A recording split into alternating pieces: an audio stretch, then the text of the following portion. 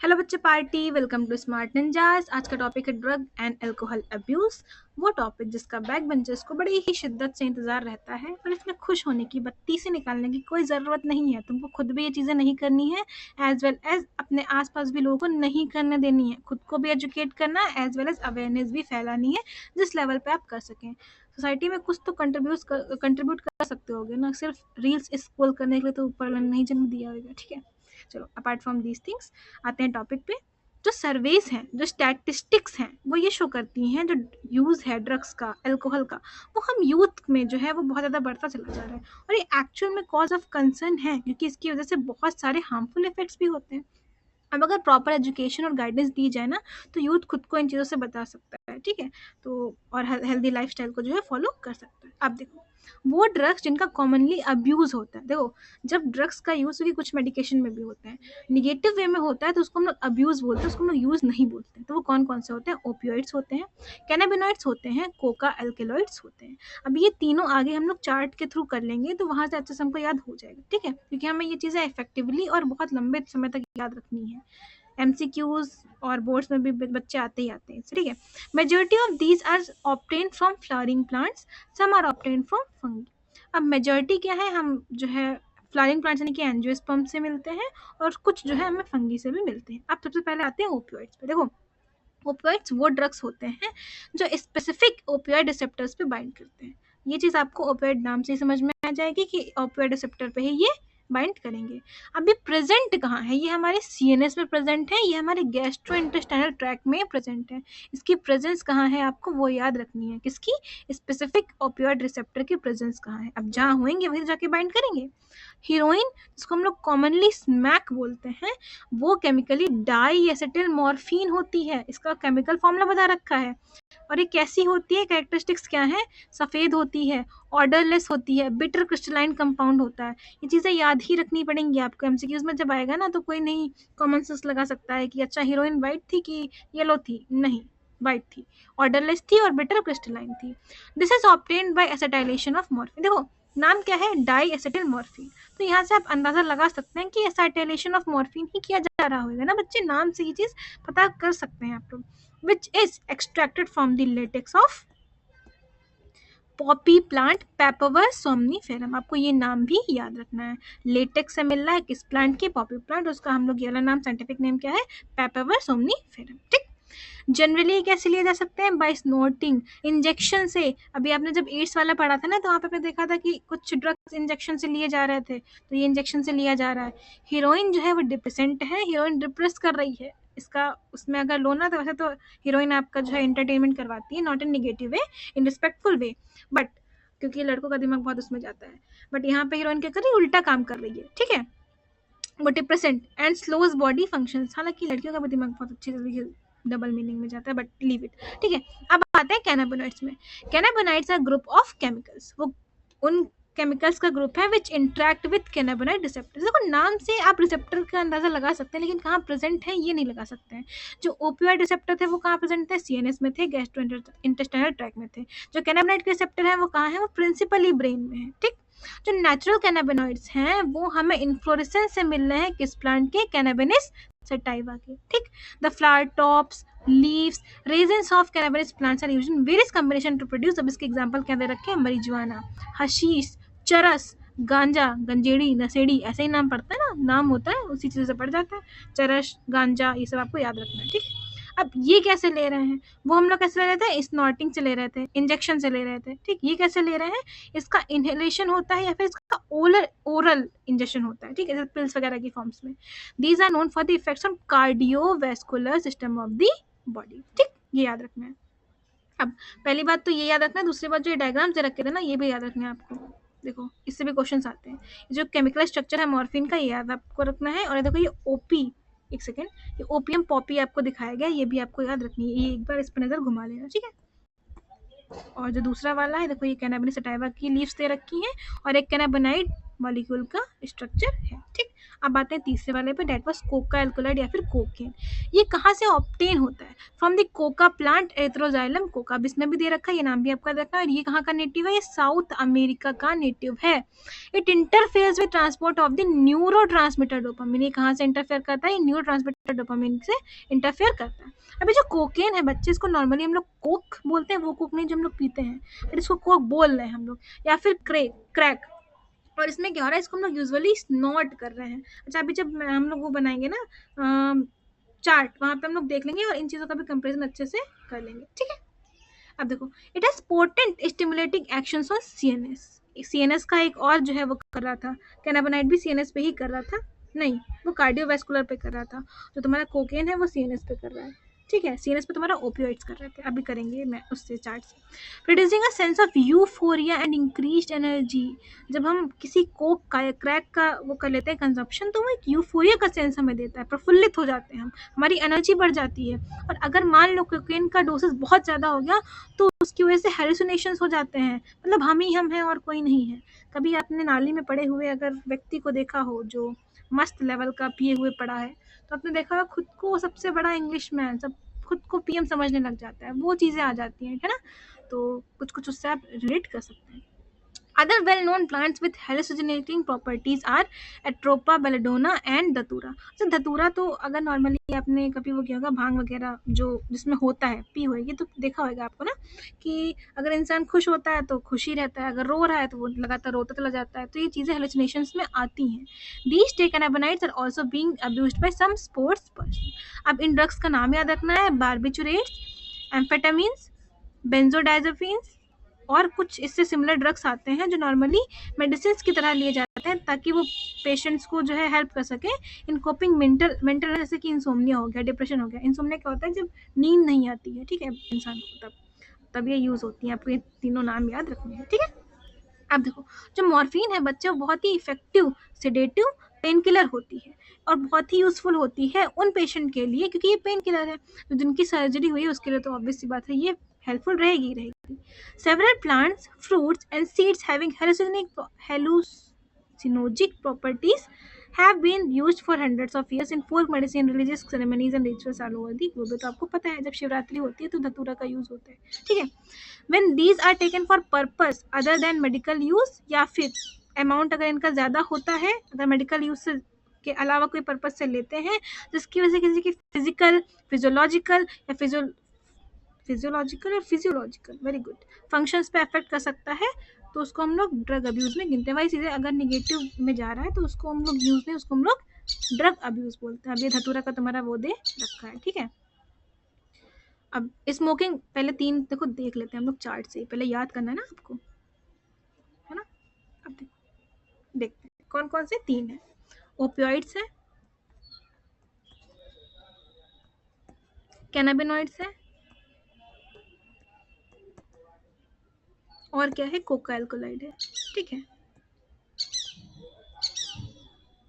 चुप हो जाओ बेटा। जो ओपियोइड्स है यहाँ का जो है तुम्हारे ओपियोइड रिसेप्टर से बाइंड कर रहे थे, कहाँ वो कहाँ प्रेजेंट थे? सीएनएस में प्रेजेंट थे, as well as gastro intestinal tract में प्रेजेंट थे, ठीक है। पेन चेंज करती हूँ, एक मिनट। हाँ, और जो कैनाबिनॉइड रिसेप्टर थे वो कहाँ प्रेजेंट थे? वो तुम्हारे ब्रेन में प्रेजेंट थे, है ना। अब देखो, तुम्हारा जो ओपियोइड था उसमें तुम्हारा क्या हो रहा था? हीरोइन तुम्हारा दे रखा था एक एग्जांपल में, इसको हम लोग स्मैक बोल रहे थे ना। और ये केमिकली क्या था? डाइएसिटिल मॉर्फिन था।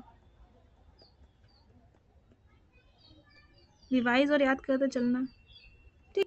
ये वाइट था, ये ऑर्डरलेस था, बिटर क्रिस्टलाइन था, और कहाँ से मिल रहा था? ये लैटेक्स ऑफ पॉपी प्लांट से मिल रहा था, जिसका हम लोग साइंटिफिक नेम बोल रहे थे पैपावेर सोमनीफेरम,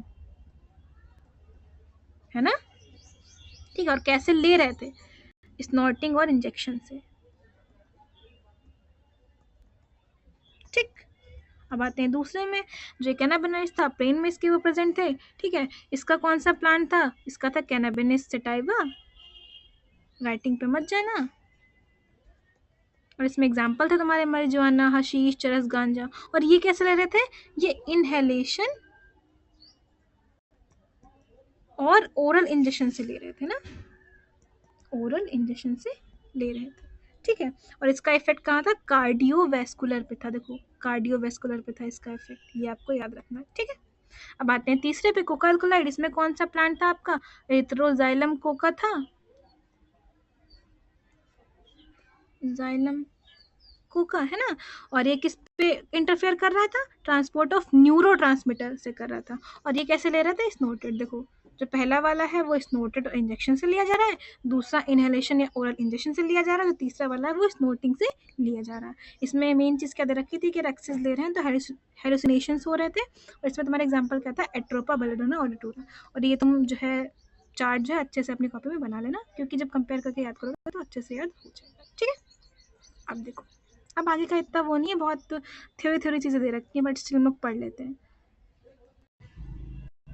हाँ देखो, अब क्या लिखा है? Smoking also paves the way to hard drugs. मतलब जो स्मोकिंग है वो हार्ड ड्रग्स का रास्ता बना देती है। अगर आप इसको सिंपल हिंदी में जानना चाहें तो इसका मतलब है धूम्रपान जो होता है वो आगे चलकर खतरनाक नशीले पदार्थों की शुरुआत का रास्ता बना देता है, ठीक है। Tobacco has been used by human beings for more than 400 years. कोई प्राउड की बात नहीं है ये, पर फिर भी आपको याद रखना है कि 400 साल से ज्यादा सेवन कर रहा है, ठीक है। इट इज स्मोक्ड, च्यूड और यूज्ड एज अ स्नफ। 3 तरीके हो सकते हैं, मतलब स्मोक कर सकते हैं, च्यू कर सकते हैं, फिर स्नफ के जैसे भी इसको यूज किया जा सकता है। Tobacco contains a large number of chemical substance, जिसको हम लोग निकोटिन बोलते हैं, इंक्लूड करता है वो। और निकोटिन जो है वो एक अल्कलॉइड है। अब इसी सेंटेंस में 2 MCQ आ गए।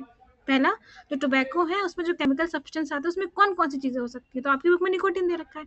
दूसरा MCQ, निकोटिन है क्या? अल्कलॉइड है ना। Nicotine stimulates adrenal gland to release. अब निकोटिन करता क्या है? वो हमारी एड्रिनल ग्लैंड को स्टिमुलेट करता है ताकि वो adrenal as well as nor adrenaline जो है वो ब्लड सर्कुलेशन में निकाले, ठीक है। और ये दोनों के दोनों आपने पढ़ रखा है केमिकल कोऑर्डिनेशन वाले चैप्टर में, कि दोनों के दोनों जो है वो ब्लड प्रेशर बढ़ाने में, हार्ट रेट बढ़ाने में जो है वो करते हैं, हेल्प करते हैं। हेल्प क्या करते हैं? इनका इफेक्ट ये रहता है, ठीक है। Smoking is associated with increased incidence of cancer of lung, urinary bladder and throat. अच्छा, ये कभी कभी जब आता है ना क्वेश्चन तो हमको लगता है कि अरे स्मोकिंग से, क्योंकि नॉर्मल हम लोगों ने पढ़ यही रखा है तो हम लोग का एजम्पशन यही बन गया है कि स्मोकिंग से लंग कैंसर ही होता है, बट ऐसा ट्रुथ नहीं है, ये पूरी सच्चाई नहीं है। स्मोकिंग से लंग का कैंसर, इवन यूरिनरी ब्लैडर में भी कैंसर हो जाता है, थ्रोट में भी उसकी वजह से कैंसर हो जाता है, ब्रोंकाइटिस हो जाती है, एम्फाइसेमा हो जाता है, हार्ट डिसीजेज हो जाती हैं, गैस्ट्रिक अल्सर वगैरह वगैरह हो जाता है। Tobacco chewing is associated with increased risk of cancer of the oral cavity. हाँ, ये बात जरूर है कि अगर आप टोबैको को च्यू कर रहे हैं, ठीक है, तो उसमें क्या होता है, आपकी जो ओरल कैविटी का कैंसर होता है उसके चांसेस ज़्यादा बढ़ जाते हैं। अब स्मोकिंग से होता क्या है? स्मोकिंग जो है बच्चे, वो कार्बन मोनोऑक्साइड को बढ़ाती है, कंटेंट को बढ़ाती है ब्लड में, ठीक है। अब उसकी वजह से जो ऑक्सीजन, जो हीम पॉइंट थी, उसका कंसंट्रेशन कम हो जाता है। इसकी वजह से ऑक्सीजन की डिफिशियंसी हो जाती है बॉडी में। समझ रहे हो क्या कर रही थी, क्या मैकेनिज्म है? स्मोकिंग की वजह से CO का जो तुम्हारा कंसंट्रेशन है वो बढ़ेगा, जो हीम बॉन्ड ऑक्सीजन है उसका कंटेंट घट जाएगा, यानी कि जो ऑक्सीजन है वो डिफिशियंसी हो जाएगी तुम्हारी बॉडी में, ठीक है। When one buy packets of cigarette, one cannot miss the वो वाली वार्निंग जो उस पर लिखी हुई होती है ना कि इट्स इंजरियस टू हेल्थ। हालांकि लोग देखते नहीं है, ऑब्वियस सी बात है, बट लिखा तो हुआ होता ही है। Smoking is very prevalent in society both among young and old. मतलब आप ऐसा नहीं बोल सकते हो कि सिर्फ यंग बच्चे ही ले रहे हैं या ओल्ड ले रहे हैं, दोनों ही लेते हैं। Knowing the dangerous of smoking and chewing tobacco and it's addictive nature, जो यूथ है और जो ओल्ड है उनको इन हैबिट्स को अवॉइड करने की नीड है, ठीक। Any addict requires counselling and medical help to get rid of the habit. भाई जब तक आपकी विल नहीं होगी तब तक आपको कोई पकड़ के घसीट के नहीं ले जाएगा कि चलो हॉस्पिटल चलो, आपको ये चीज़ें छोड़नी है। उनको खुद भी पता होना चाहिए, पता होने के साथ उस चीज़ को मतलब वो करना चाहिए, सीरियसली लेना चाहिए ना। वरना हम लोगों में क्या होता है, इंडियंस में मोस्टली ये चीज़ होती है। इंडियंस क्या मतलब, आप ऐसा क्या होता है कि बोलते हैं कि अरे मौत है तो आएगी ही वगैरह वगैरह, बट ये सारी चीज़ें स्टुपिडिटी लेवल की हैं। मतलब जानबूझ के तो आप अपना खतरा मोल नहीं ले सकते हैं ना, ये वाली थिंकिंग बहुत गलत है। अगर आपको पता है कोई चीज़ आपके लिए गलत है तो उसको इग्नोर करना, उसको अवॉइड करना is the best, as well as वो इंटेलेक्चुअल इंसान की निशानी है भाई, वो अच्छे इंसान की निशानी है। तो जितने बच्चे देख रहे हैं, आई होप कि आप लोग ये सब चीज़ें नहीं कर रहे हैं, और जो कर रहे हैं उनको भी करने से रोकिए, ठीक है। अब देखो, जो एडोलेसेंस है उसका मतलब होता है पीरियड भी ले सकते हैं, प्रोसेस भी है। इसमें एक जो बच्चा है वो मेच्योर बन जाता है, किन किन टर्म्स में? उनके एटीट्यूड्स के टर्म्स में, इफेक्टिव पार्टिसिपेशन इन सोसाइटी के टर्म्स में। तो जो 12 से 18 साल की जो एज ग्रुप होती है ना, इसको हम सोच सकते हैं कि एडोलेसेंस पीरियड का टाइम है, ठीक है। अगर दूसरे शब्दों में देखा जाए तो ये एडोलेसेंस जो होती है वो चाइल्डहुड और एडल्टहुड का ब्रिज होती है, ठीक है। एडोलेसेंस इज अकम्पनीड बाय अब इसमें क्या होता है, हमें बहुत सारे बायोलॉजिकल चेंजेस होते हैं, बिहेवियरल चेंजेस होते हैं बच्चों में, है ना, बिहेवियर चेंज होता है, बायोलॉजिकल चेंजेस होते हैं। जो एडोलेसेंस है दस is a very vulnerable phase of mental and physiological development of an individual. अच्छा, ये वाली जो फेज होती है ना, इसमें आपकी थिंकिंग शेप ले रही होती है, तो आप किस तरह का कंटेंट कंज्यूम कर रहे हैं, आपकी जो अपब्रिंगिंग है वो किस हिसाब से हो रही है, वो बहुत मायने रखती है, क्योंकि इन चीज़ों के इफेक्ट बहुत लॉन्ग टर्म होते हैं, ठीक। दैट्स वाई इट्स इंपॉर्टेंट कि आप सही जगह से चीज़ें कंज्यूम कर रहे हो, कंटेंट आपका सही होना चाहिए, ठीक है। Curiosity, need for adventure and excitement and experimentation, ये सब चीज़ें जो है बच्चों को मोटिवेट करती हैं कि वो अल्कोहल का यूज़ करें, ड्रग का यूज़ करें, बहुत कूल बनने के चक्कर में। अरे एक बार से क्या हो जाएगा भाई, एक बार से बहुत कुछ हो जाएगा, आपकी आदत पड़ने लग जाएगी उन चीज़ों से।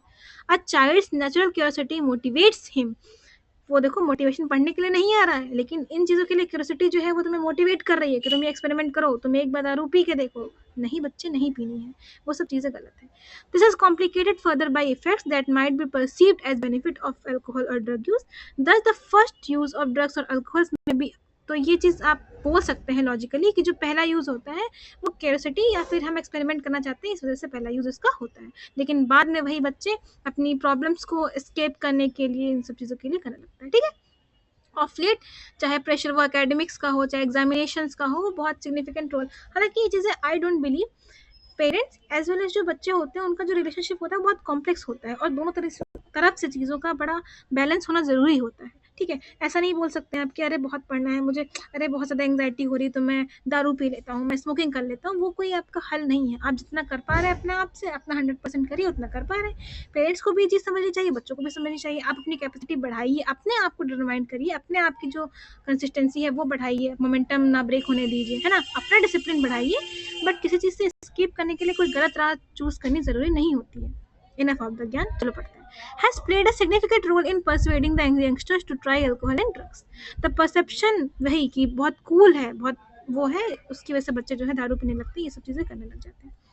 Television, movies, newspapers, internet also help to promote, हाँ, क्योंकि बहुत सारे हम एड्स देखते हैं, बहुत सारे बड़े बड़े सेलिब्रिटीज, बोलो जुबा केसरी, ये सब चीज़ें प्रमोट कर रहे होते हैं, वो चीज़ें गलत है।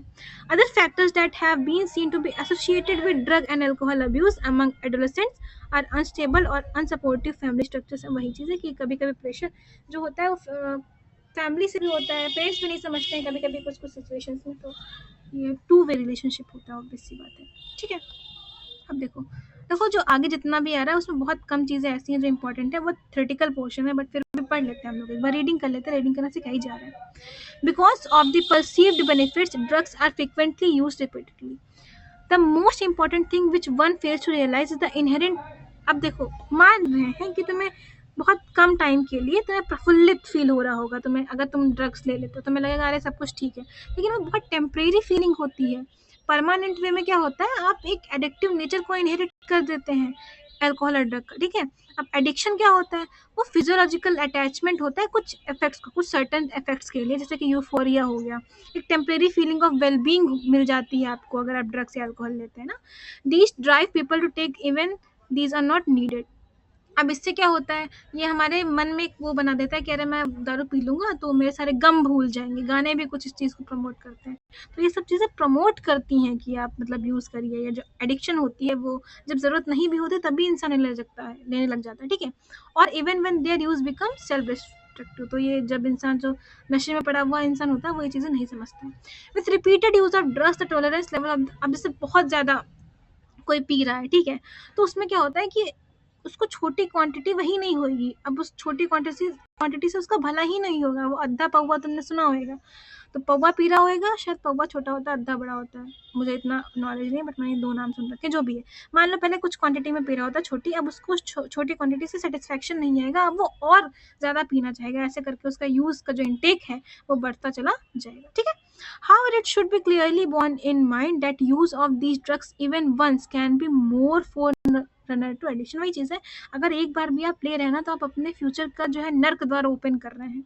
Thus, the addictive potential of drugs and alcohol pull the user into a vicious circle leading to their regular use, या इसको अब्यूज बोलेंगे, नेगेटिव वे में हो रहा है, जिससे वो बाहर निकलने की कोशिश करे भी तो शायद कभी कभी बहुत ज़्यादा उसमें गड्ढे में पड़ जाता है, नहीं कर पाता है। In absence of any guidance और counselling the person gets addicted and become dependent on their use. अब डिपेंडेंस क्या है? ये वो टेंडेंसी है बॉडी की जो मैनिफेस्ट करती है कैरेक्टरिस्टिक और अनप्लीजेंट विथड्रॉल सिंड्रोम को। अगर रेगुलर डोज हो रहा है ड्रग्स या अल्कोहल्स का, अगर मतलब वो डिसकंटिन्यू कर दिया जाता है तो विथड्रॉल सिंड्रोम दिखने लग जाते हैं। अब ये सिंड्रोम्स कैसे होते हैं? एंग्जाइटी होने लग जाएगी, शेकिनेस होने लग जाएगी, नोजिया, स्वेटिंग, ये सब चीज़ें होने लग जाएंगी, और जब फिर से वो आप ले लेंगे, कंज्यूम कर लेंगे तो ठीक हो जाएगी। इन सम केसेस विथड्रॉल सिम्टम्स और भी सीवियर हो जाते हैं और भी वर्स हो जाते हैं, और जो पर्सन है उसको मेडिकल सुपरविजन की नीड होने लग जाती है। ठीक है। Dependence lead to the patient to ignore all social norms in order to get sufficient funds वगैरह वगैरह। और ये सब चीज़ें हैं। देखो, कहने का मतलब सिर्फ इतना ही, सब चीज़ें तो थ्योरी में दे रखी थी कि इन चीज़ों को लेना ही नहीं चाहिए, पहली ही बार में इन चीज़ों को मना कर देना चाहिए। आपको पता होना चाहिए कि आपका अच्छा क्या है, आपका बुरा क्या है। ठीक है। अब इफेक्ट क्या होता है? The immediate adverse effects of drugs and alcohol abuse are manifested in the form of reckless behaviour. बदतमीज हो जाएगा इंसान। वेंडलिज्म, मतलब आप देखते हैं ना कि जिसको आवारागर्दी बोलते हैं, वायलेंस, दारू पी के पीट रहे हैं बीवियों को, वो सब चीज़ें आपने सुनी होंगी, डोमेस्टिक वायलेंस वगैरह, तो ये इन्हीं के केसेस होते हैं। एक्सेसिव डोजेस ऑफ ड्रग्स में लेड टू कोमा में भी जा सकता है इंसान, and death due to respiratory failure, heart failure हो जाता है, और ये हिमरेज वगैरह हो जाती है। अ कॉम्बिनेशन ऑफ ड्रग्स और their intake along with alcohol generally result in overdosing and even deaths. अब अगर मान लो ड्रग्स तो आप ले ही रहे हैं, साथ में दारू भी पी रहे हैं, तो इसकी वजह से ओवरडोज हो जाएगा और इसकी वजह से मृत्यु भी हो जाती है। The most common warning science of drug and alcohol abuse among youth include drop in academic performance. अब ये क्वेश्चन एमसीक्यू में हो सकता है कि सबसे ज़्यादा कॉमन वार्निंग साइंस क्या होता है यूथ में, कि उनकी एकेडमिक परफॉर्मेंस जो है वो अचानक से ड्रॉप हो जाने लग जाती है। स्कूल या कॉलेज से वो अनएक्सप्लेन्ड एब्सेंस होने लग जाती है, उनका इंटरेस्ट खत्म हो जाता है, अपनी पर्सनल गंदे से बने रहेंगे, विड्रॉल हो जाता है, मतलब लोगों से नहीं बोलेंगे, आइसोलेट कर देंगे, डिप्रेशन हो जाएगा उनको, फटीग होएगी, थकावट बहुत जल्दी हो जाएगी, बहुत एग्रेसिव हो जाएंगे, बहुत रिबेलियस बिहेवियर हो जाएगा। ये सब चीज़ें, ये रिलेशनशिप्स इनके साथ फैमिली और फ्रेंड्स के साथ हो जाएंगे। ठीक है। वही लॉज ऑफ इंटरेस्ट वगैरह हो जाएगा। ये सब चीज़ें इनकी मतलब वो होती हैं कि दिखती हैं हमें। अगर कोई इंसान ड्रग्स या अल्कोहल का यूज़ करने लग जाता है तो ये सब चीज़ें उसके में दिखने लग जाती है। ठीक है। There may even be some far reaching implications of drug alcohol abuse if an abuser is unable to get money। अब इसके कुछ और भी चीज़ें हो सकती हैं। फॉर एग्जांपल मान लो कोई ऐसा है जो पैसे नहीं कमा रहा है पर दारू पी रहा है। अब उसको दारू पीनी है, उसको मतलब कैसे ना कैसे करके पैसे चाहिए, तो वो क्या करेगा? नहीं मिलेगा उसको तो वो चोरी करने लग जाएगा। The adverse effects are just not restricted to the person who is using drugs. और अब इसके जो इफेक्ट्स हैं, जो बुरे से बुरे इफेक्ट हैं, वो सिर्फ और सिर्फ उस इंसान तक नहीं जा सकते, उसकी पूरी फैमिली, उसका फ्रेंड सर्कल, सब उसकी वजह से सफ़र करने लग जाते हैं, है ना। अब देखो, दोज हु टेक ड्रग्स, अब वही चीज़ है आपने एड्स में पढ़ रखी थी, जो इंट्रावेनसली ड्रग्स लेते हैं उनको एड्स का, हेपेटाइटिस बी का खतरा ज़्यादा रहता है। The virus which are responsible for these diseases are transferred from one person to another by sharing infected needles and seals. ये आपने पढ़ रखा है। जो एड्स है, हेपेटाइटिस बी है, दोनों ही क्रॉनिक इन्फेक्शंस हैं, और वो दोनों मृत्यु के उस पर तुमको पहुँचा, दरवाजे पर जाके रख देंगे। यमराज स्वयं तुमको जो है, आप खुद ले जा रहे हैं खुद को कि यमराज जी आइए मुझे ले जाइए, if you are doing things like that. ठीक है। Both can be transmitted through sexual contact और इन्फेक्टेड ब्लड। हम लोगों ने ये 8 साल में पढ़ रखा है। The use of alcohol during adolescence में also have long term effects. Obviously बात है, अगर कोई युवा अवस्था से ही अपने सब चीज़ें पीने लग जाएगा ना, तो अपनी एडल्टहुड में जाके वो बहुत ज़्यादा ड्रिंकिंग करने लग जाएगा। अब इसका chronic use of drugs and alcohol damage करेगा हमारे नर्वस सिस्टम को भी और लीवर को भी, और अगर लीवर को डैमेज कर रहा है तो उसको हम लोग सिरोसिस बोल रहे हैं। ये आपके एमसीक्यू में ये वाला शब्द आप याद रखेंगे। The use of drugs and alcohol during pregnancy is also known to adversely affect the foetus. अब अगर माँ पी रही है बच्चे, कई बार ना मूवीज़ में ये चीज़ बहुत ही वो कर दी जाती है, ग्लैमराइज की कर दी जाती है, मतलब चाहे आशिकी में चाहे जिस चीज़ में, बट ये चीज़ें सही नहीं होती हैं। अगर कोई मदर ही इन चीज़ों का इंटेक कर रही है तो बच्चे पे बहुत बहुत गंदा इफेक्ट पड़ता है। ठीक है। Another miss use of drugs is what certain sports. अब कुछ स्पोर्ट्स पर्सन भी इसका मिस यूज़ करते हैं ताकि वो अपनी परफॉर्मेंस को बढ़ा पाए, है ना, वो मिस यूज़ करते हैं। दे यूज़ नार्कोटिक एनाल्जेसिक्स, पढ़ लेना इसको, anabolic steroids, diuretics and certain hormones in sports to increase muscle strength वगैरह वगैरह प्रमोट कर, क्योंकि स्पोर्ट्स में आपकी एग्रेसिवनेस बढ़ाने की ज़रूरत होती है, उनकी जो है टेम्परेरी एथलेटिक परफॉर्मेंस इससे बढ़ जाती है वगैरह वगैरह। अब अगर इसका साइड इफेक्ट देखें तो फीमेल्स में क्या होता है कि उनमें जो मैस्कुलिनेशन होती है वो बढ़ जाती है, मतलब जो फीचर्स होते हैं मेल्स के तरीके से वो बढ़ जाते हैं। एग्रेसिवनेस तो बढ़ेगी ही बढ़ेगी, मूड स्विंग्स बढ़ जाएंगे, डिप्रेशन हो जाएगा, उनकी मेंस्ट्रुअल साइकिल की जो वो है वो हालत बिगड़ जाएगी, उनकी फेस उनकी बॉडी पे जो है ज़्यादा बाल उगने लग जाएंगे, इनलार्जमेंट ऑफ क्लाइटोरिस हो जाएगा, उनकी वॉइस भी डीप कर जाएगी, और मेल्स में क्या होगा, एक्ने आने लग जाते हैं। वो एग्रेसिवनेस तो बढ़ेगी ही बढ़ेगी, मूड स्विंग्स में भी हो जाएंगे, डिप्रेशन होएगा, इनकी टेस्टिकल की साइज छोटी हो जाएगी, इनके स्पर्म प्रोडक्शन जो है डिक्रीज कर जाएंगे, है ना, ये सब चीज़ें हो जाएंगी। ठीक है, दीज इफेक्ट्स में be permanent with prolonged use. अब ये अगर आपने बहुत टाइम तक किया तो ये परमानेंट इफेक्ट भी बन सकते हैं। इन एडोलेसेंट मेल और female severe facial and body acne and premature closure of the growth centres of the long bones may result in stunted growth. अगर आप और पहले से पी रहे हैं तो आप बौने भी रह सकते हैं। ठीक है, हालांकि उसके और रीजंस होते हैं और मैं उस चीज़ को हासिल नहीं रही हूँ अगर वो जेनेटिक रीजंस है, पर मैं बता रही हूँ अगर आप बहुत पहले से ले रहे हैं अपने जीवन के तो ये चीज़ें भी रिजल्ट कर सकती हैं। अब प्रिवेंशन और कंट्रोल पढ़ते हैं हम लोग, ठीक है, और इस टॉपिक को ख़त्म करते हैं। बहुत थ्योरी थी भाई। The age old adages of prevention is better than cure, आपने पढ़ रखा है कि प्रिवेंशन बहुत बेटर होता है। Holds true here also. It is also true that habits smoking, taking drug और alcohol are more likely to be taken up at a young age more during adolescence. अब ये सब चीज़ें याद रखो, वो दे रखी है थ्योरी, ये अपने आप से पढ़ लेना, इसमें ज़्यादा वो है नहीं, मतलब इससे क्वेश्चंस नहीं आएंगे। अब वो पेरेंटिंग जिनमें हाई लेवल ऑफ नर्चरेंस रहता है या कंसिस्टेंट डिसिप्लिन रहता है, वो भी जो है इन रिस्क को कम कर देती है। जब पेरेंट्स ध्यान देंगे भाई, पेरेंट्स जब डिसिप्लिन रखेंगे तो बच्चे चीज़ों में पढ़ने के चांसेस कम रहेगा। अगर पेरेंट्स ही तम्बाकू खा रहे हैं, पेरेंट्स ही दारू पी रहे हैं, तो बच्चे पे भी उसका इफेक्ट पड़ेगा ना। तो पेरेंटिंग भी बहुत ज़रूरी है इन सब केसेस में, अच्छी पेरेंटिंग, अच्छी upbringing. Some of the measures mention किए गए हैं, ये आप देख लेंगे, अच्छे से याद कर लेंगे, क्योंकि बोर्ड्स में ये हेडिंग्स डाल के लिख लेंगे। Avoid undue peer pressure. आपको ये जो पीयर प्रेशर होता है ना, ये अवॉइड करना है। देखो, हर बच्चे की अपनी पर्सनैलिटी होती है, अपने एक विचार होते हैं और अपना एक पैशन होता है, तो उस चीज़ की रिस्पेक्ट करनी और उस चीज़ को नर्चर करना, उस चीज़ में सपोर्ट करना हर एक माँ बाप का फ़र्ज़ होता है। A child should not be pushed unduly to perform beyond his her threshold limits. चाहे वो स्टडीज़ हो, चाहे वो स्पोर्ट्स हो, चाहे वो कोई भी एक्टिविटी है, अगर बच्चा इंटरेस्टेड नहीं है, तो एक होता है इंटरेस्ट ना होना, तो उस चीज़ में पेरेंट्स को जो है, जो बोलते हैं, खामखा प्रेशर नहीं क्रिएट करना चाहिए। तो ये आपकी पहली बात हो जाती है।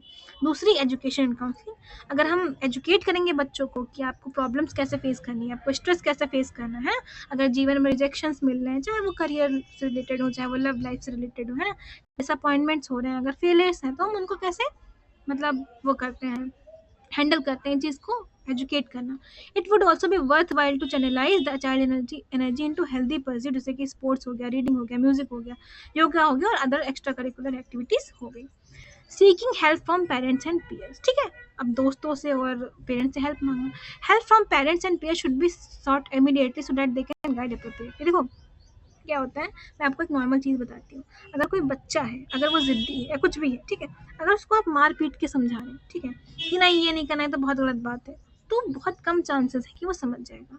वहीं अगर उस बच्चे को आप बहुत प्यार से बिठा के इमोशनल तरीके से, मैनिपुलेट नहीं करना, ब्लैकमेल नहीं करना है, ठीक है, पॉजिटिव में बता रही हूँ, कि अगर आप उसको वैसे समझाते हैं, वो ज़्यादा अच्छे से समझ जाएगा। ठीक, तो ये सब चीज़ें इसमें काम आती है। हेल्प में इवन भी sought from close and trusted friends, obviously हमारे क्लोज फ्रेंड्स भी ये काम कर सकते हैं।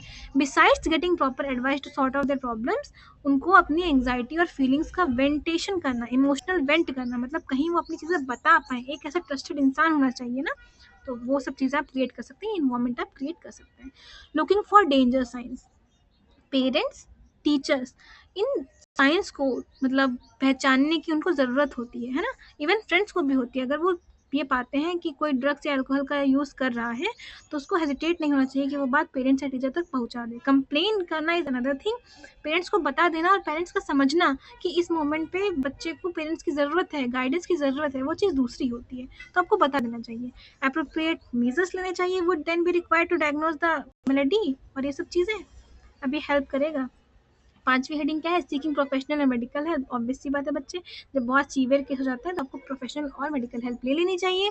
बहुत सारी हेल्प अवेलेबल है यार, अगर आप देखें तो बहुत सारे ऐसे ऐप्स हैं जो आपसे इमोशनल मतलब टॉक कर सकते हैं, तो आप वहाँ पे अपनी चीज़ें बता सकते हैं। अच्छा, अगर मैं सपोज कर रही हूँ कि यहाँ पे नीट एस्पिरेंट्स हैं, तो they will have anxiety too, उनकी लाइफ में भी चीज़ें चल रही होती हैं, तो सजेस्ट कि आप इमोशनल वेंटिंग एक जगह पे कर सकते हैं तो करिए। या अगर मान लीजिए कोई भी नहीं है, बहुत ही खतरनाक सिचुएशन बन रखी है आपकी, तो यूज़ द डायरी। ठीक है, बट कभी किसी गलत रास्ते पे नहीं जाइएगा किसी भी चीज़ से, ठीक है। अब ये सब चीज़ें हैं, हाईली क्वालिफाइड साइकोलॉजी, साइकेट्रिस्ट, इन सब चीज़ों से जाइए, डी एडिक्शन रिहैबिलिटेशन प्रोग्राम्स को ज्वाइन करिए अगर आप ड्रग्स वगैरह के चक्कर में पड़ गए हैं तो। With such help the affected individual with sufficient efforts and will power वो इन सब चीज़ों से छुटकारा पा सकते हैं, ठीक है। बहुत ईजी चीज़ है, मतलब आपको बहुत डिसिप्लिन में रहना है, बहुत अच्छे वैल्यूज़ के साथ आपको चलना है बच्चे। ये मेरी पर्सनल रिक्वेस्ट रहेगी आपसे कि अपनी मोरल्स, अपनी वैल्यूज़ पे स्टिक रहिए, ठीक है। Thank you so much for watching the video. I hope जो थ्योरी पोर्शन था उसमें इतना कुछ है नहीं, जो पहले ड्रग्स के तुम्हारे 3 क्लासिफिकेशन है उन पर ध्यान देना है, उनको रिवाइज करना, एमसीक्यू प्रैक्टिस कर लेना, और ये जो हेडिंग्स वगैरह है ना, ये आंसर राइटिंग के लिए बहुत हेल्पफुल रहेंगे, तो इनको भी देख लेना, ठीक है। थैंक यू सो मच बच्चे, बाय बाय।